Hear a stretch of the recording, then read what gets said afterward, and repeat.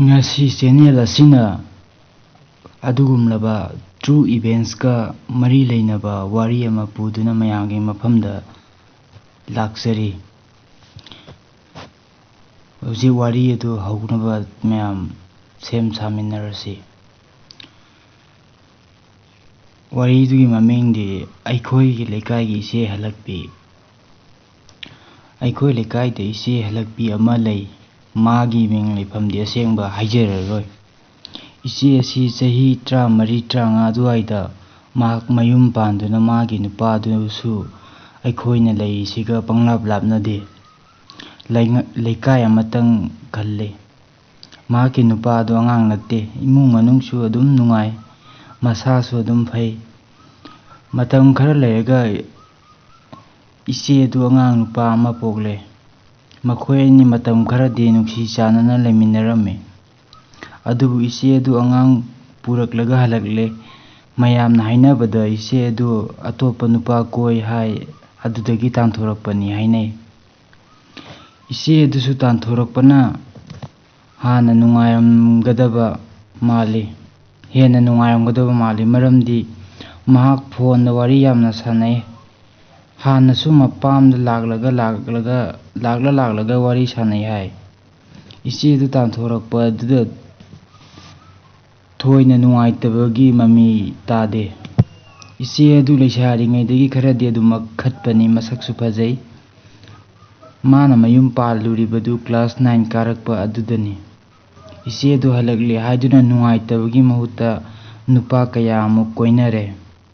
Isegi hanagi nupadu matam khara leiraga nupi ama chenkre haiba tare. Nupa adusu isegi lamchatsing adu hongdoknaba phana kanna hotnarammi. Hai adubu upai leitramale.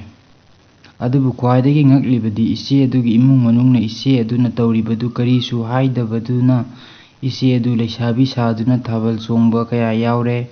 Asumna chahi 3 mukti sure.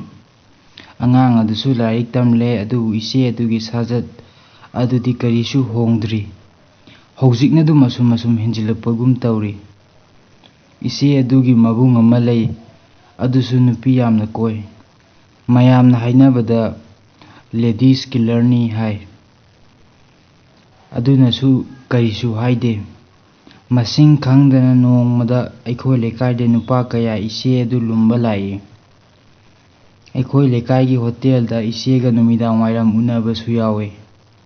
Yamna toina thokpa thaudokni. Ise adu nupa amaga amuk koiba chatle laubasu nupasing aduna adum lai. Thinbasu adum thilai. Gari achauba thauba macha thauba makhal kayagi nupani aikoi gi ise aduna loinaribase. Ise asina tauribase leisabidagi kit hele. Sorok chatpa khudingmakok aduda fi ama kupsillaga phone da wari sanaraga adumak chatli. Phone nakonga thamlaga hello haibase yamna nungaijabadawna tawi. Ise asi lumba lakpada khangnaba mise adum marakta yawi. Adu makhoi udanaba thaidok chatle. Ise asi aigi motadi mahak mayum palaroidaba oiradi su nomduna magi angang adu semhaningi adubu karidi upai lei. Aiga pokminabadi nattabanina mana tauriba adu aidi thok hainingi adubu luribadi mataudu karamna to'u hairuni. Magi imung manungda hairure khanasi ichanupibu badnam taubi hairakadauribani. Adubu aikoi tumina leisinbadi chumloi khalle. Maramdi hayeng isena crime tholaklabadi aikoigi leikai asi soidana maming yaurakani. Atopa leikai gi maming yauruba yapot nate. Aina khanbadadi isena asumna taurabadi crime soidana tholakani khalle. Crime thoktringaida ise asi aina kanba yamna pami adubu matau karamna mabu afaba lambida purakani haibadudi aisu khangde. Aisu khanba yaba khalle adubu wakhal thoktre.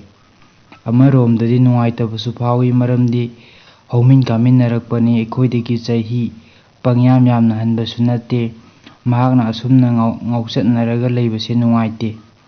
Maram aduna ai wari asibu pabiba miyoisingna ise asibu kadbininglabadi aingonda pautak pibirakduna ꯑꯩꯈꯣꯏ ꯄꯨꯟꯅ ꯏꯆꯦ ꯑꯁꯤꯕꯨ ꯀꯟꯃꯤꯟ ꯑꯁꯤ crime ꯂꯩꯇꯕ ꯂꯩꯕꯥꯛ ꯑꯃ ꯑꯣꯏꯍꯟꯕꯗ ꯃꯇꯦꯡ ꯄꯥꯡꯕꯤꯌꯨ ꯍꯥꯏꯅ ꯃꯌꯥꯝꯒꯤ ꯃꯐꯝꯗ ꯅꯣꯜꯂꯨꯛꯅ ꯍꯥꯏꯖꯔꯤ꯫